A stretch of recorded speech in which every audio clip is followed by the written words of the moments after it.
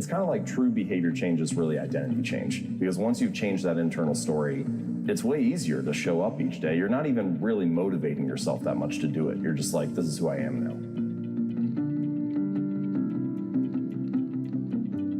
now. Your outcomes in life are often a lagging measure of your habits.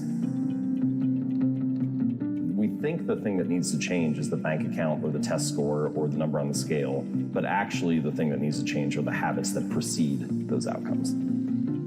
A lot of the time people talk about, I want to have more money, or I want to lose weight, or I want some kind of result. But the truth is, your bank account is a lagging measure of your financial habits. Your weight is a lagging measure of your eating habits. Your knowledge is a lagging measure of your learning and reading habits.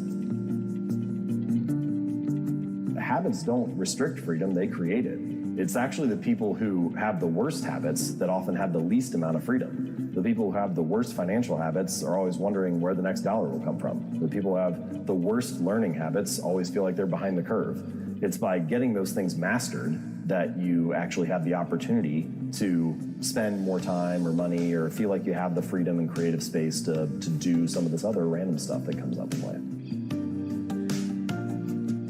Every action you take is kind of like a vote for the type of person you want to become.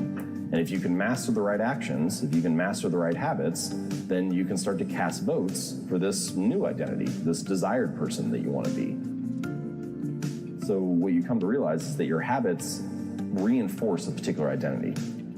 Sometimes this can be positive and sometimes it can be negative. The story could be things like, I'm bad at math, or I'm terrible at remembering people's names, or I'm not good at remembering directions. That's just an internal story that you tell yourself.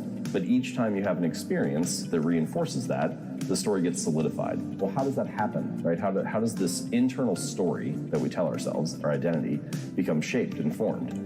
And I realized that it's mostly through the repetition of that story. I think that's one of the reasons why small habits matter so much.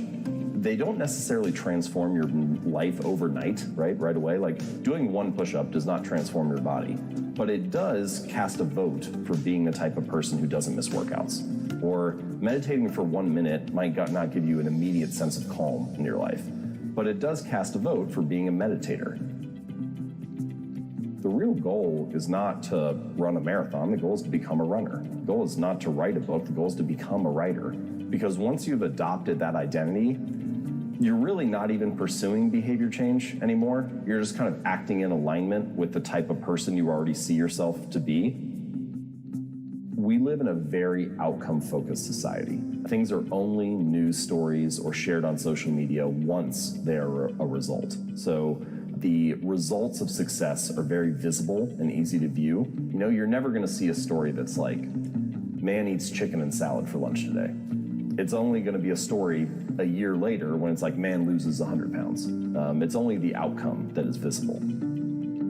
Achieving a goal only changes your life for the moment. It's actually not the thing that you're looking for. We think the results are the thing that needs to change, but it's actually the process behind the results. Like, if you have a messy room, let's say your bedroom is a mess, and you set a goal to clean that room, you can get motivated and do it for 2 or 3 hours, and then you turn around and you have a clean room for now. If you don't change the messy habits that led to a dirty room in the first place, then you turn around 2 weeks later and you have a messy room again. And so actually you don't need a clean room, you need better cleaning habits, and then your room will always be clean.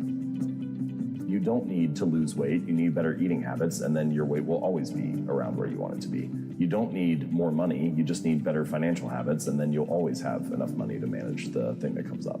And so it's really the habits that need to change, not the result. The cost of your good habits is in the present, and the cost of your bad habits is in the future.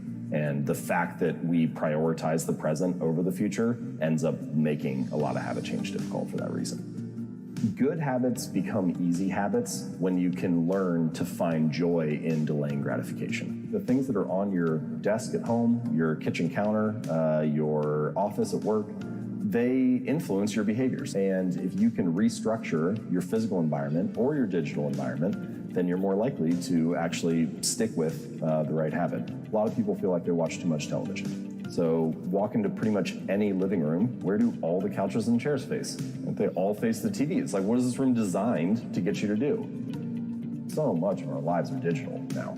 We all spend a lot of time looking at screens. So the things that you see on your phone, the things that you see on your desktop, the items that are pop up first on your web browser, the tabs that you have pinned or saved, like those are things that need to be optimized because you spend a lot of time looking at that. Habits are often the entry point, not the end point. They're the cab, not the gym. They're like an entrance ramp to the bigger routines in your life. And if you can master that habit, that like little decisive moment that determines what happens in the next chunk of time, then the rest of it kind of falls in line. There's actually not that much to change. There may be 5 or 10 of those little decisive moments, those little entry points throughout your day that determine whether the next chunk of time is productive or not.